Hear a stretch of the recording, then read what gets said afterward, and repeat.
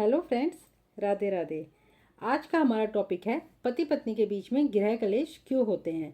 तो इस टॉपिक में आगे बढ़ने से पहले प्लीज़ हमारे चैनल को लाइक शेयर एंड सब्सक्राइब कर दें और नीचे दिए गए बेल आइकन को जरूर प्रेस कर लें, जिससे हमारे आने वाले वीडियोस के नोटिफिकेशन आपको टाइम टू टाइम मिलते रहे।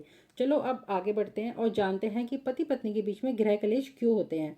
सबसे पहले देखा जाता है कि पति या पत्नी की कुंडली में लगन और लग्नेश की स्थिति क्या है।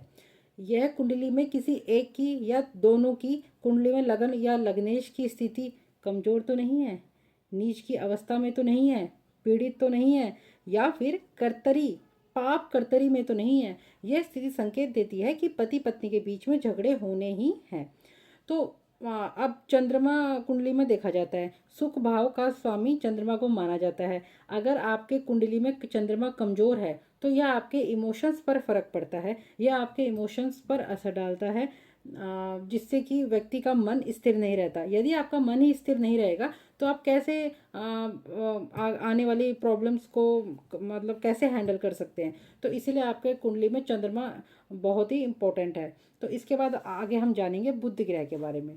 कुंडली इसके बाद चंद्रमा के बाद कुंडली में बुध की स्थिति देखी जाती है, क्योंकि बुध ही हमारी बुद्धि और विवेक का कारक माना जाता है। अगर बुध कमजोर है, इसका मतलब है कि जो भी परिस्थितियां हमारे सामने आ रही हैं हम उसे संभालने में काबिल नहीं है। अगर आपका बुध ग्रह कमजोर होगा तो आपके दिमाग की सोचने की समझने की क्षमता कम होगी, जिससे आने वाली सिचुएशंस जो भी आपके सामने आ रही हैं आप उसको हैंडल अच्छे से नहीं कर पाएंगे, और इससे भी आपके पति पत्नी के बीच में कलेश होना संभव माना जाता है।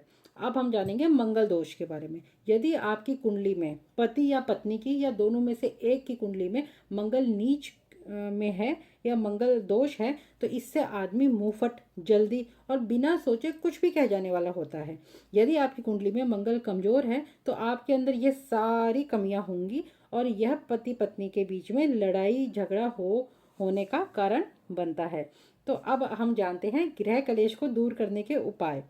तो सबसे पहले हम जानेंगे कि घर के ईशान कोण को सबसे शुभ माना जाता है।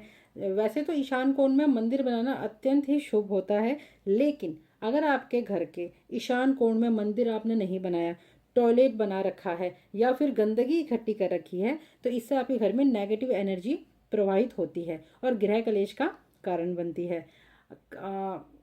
एक तो ये रीजन हो सकता है, कई लोग घर की छत को साफ नहीं रखते हैं, घर की छत में बहुत गंदगी रखते हैं या फिर घर की छत बहुत भारी रहती है। इससे क्या फर्क पड़ता है कि यदि आपकी घर की छत गंदगी है, बहुत भारी सामान आपने उसको पर रख रखा है, तो इसकी वजह से क्या है आपके सिर भी भारी भारी रहता है, आपको हमेशा हेडेक होता है और इससे क्या आप हमेशा क्रोध से भरे रहते हैं। तो इसके अलावा और रीजन्स हैं, जैसे कि आपका घर का इंटीरियर डेकोरेशन करवाते वक्त लोगों को इस बात का विशेष ध्यान रखना चाहिए कि आपको किसी भी स्थिति में काले रंग का कम से कम इस्तेमाल करें।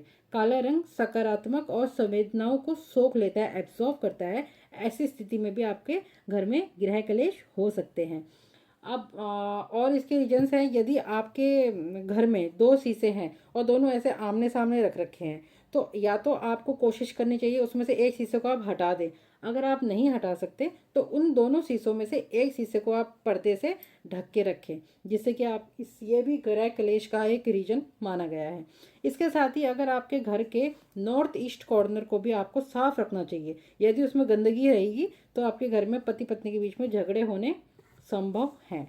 अब गृह कलेश के वैदिक उपाय भी हैं। वैदिक उपाय हम कर सकते हैं, जैसे कि आपको नियमित रूप से अपने घर में गंगा जल का छिड़काव करना चाहिए। गंगा जल के छिड़काव करने से आपके घर में पॉजिटिव एनर्जी बनी रहती है। घर की पूर्व दिशा में नियमित आपको घी का दीपक जलाना चाहिए। इससे भी घर में शांति का माहौल, शांति का वातावरण बना रहता है।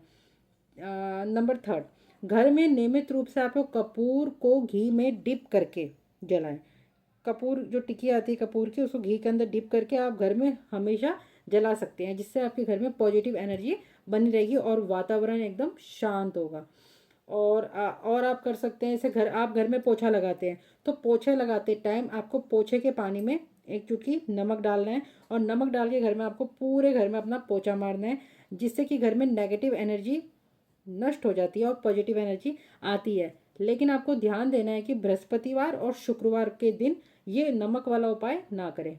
बृहस्पतिवार थर्सडे एंड फ्राइडे को आपको घर में नमक डाल के पोछा नहीं लगाना है। उसके अलावा आप किसी और रोज लगा सकते हैं।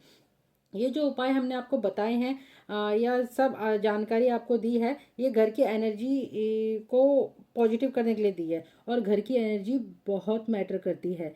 अगर आपको आपके पार्टनर से झगड़ा होता है तो घर की आपको पूरी अपनी एनर्जी जो घर के अंदर है वो चेक करनी चाहिए। ये बहुत मैटर करती है पति पत्नी के रिलेशन को स्ट्रॉन्ग बनाने में और कमज़ोर करने में भी।